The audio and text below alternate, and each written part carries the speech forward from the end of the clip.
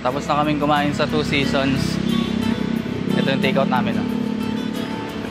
Mag-ho-ho sana kami papuntang Coco Mama. Kaya lang sinita kami ni Kuya. Kaya lang sabi nung bantay dun sa Two Seasons, saan kayo? Sabi namin, Coco Mama po. Malapit lang yan. Lakarin nyo na lang. Sa may bato lang daw. Pero nakita namin yung Coco Mama kanina.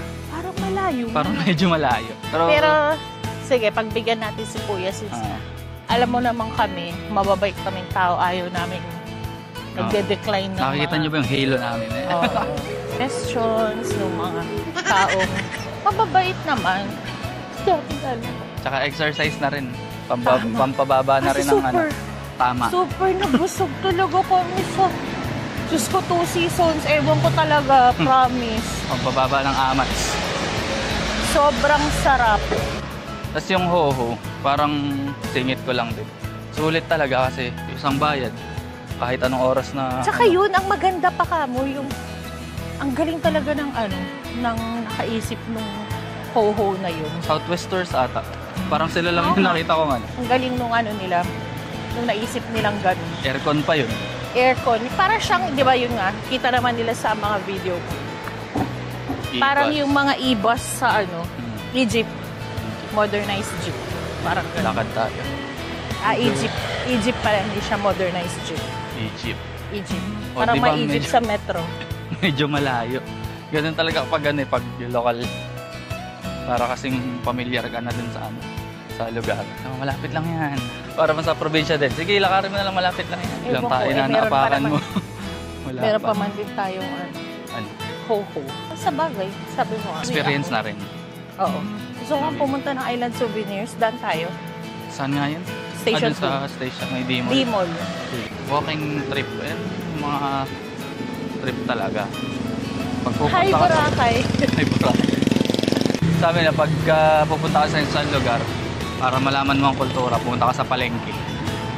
Andun lahat. Pupunta ka sa palengke? Hindi. Ano lang yun? Yung pagka ikaw ay culture, gusto mo talagang alamin yung culture ng lugar. Bakit daw?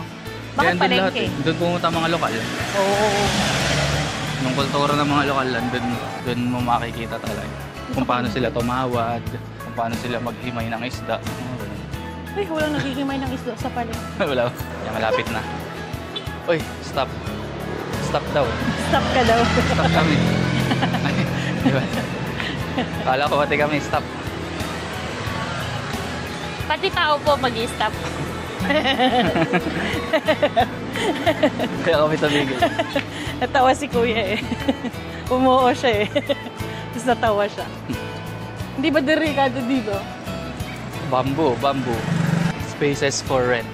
Ito yung Island Chicken Inasal. Ayan.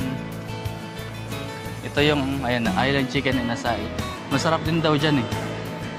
Sabi ng mga vlogger. Oh, naka-isang station na kami. Wala pa yung ano. Wala pa yung Coco Mama. Okay lang din kasi ito, pampantok na rin. Kasi naantok ako kanina pero hindi ako makatulog. Sana makatulog na ako. Ito na pala. Coco Mama. Ito na. SeaWorld. Ang dami yun, no? Isang station rin pala yung aming nilakar. Malapit nga lang, sabi ni Kuya. Sikip lang sa loob. Saan natin kakainin? Hindi ko alam. Yan nasa loob. Yan. Support your local restaurant. May mga tao sa loob. Pasok tayo. Pero daming tao eh. May Mango Mama, Ube Mama din pala. Sila Sa din ibang pala lugar. dito. Ibang lugar. Hindi dito. Ibang so dito store. Coco Mama lang. Mamaya paglabas ng pag may lumabas na. Tsaka kami papasok.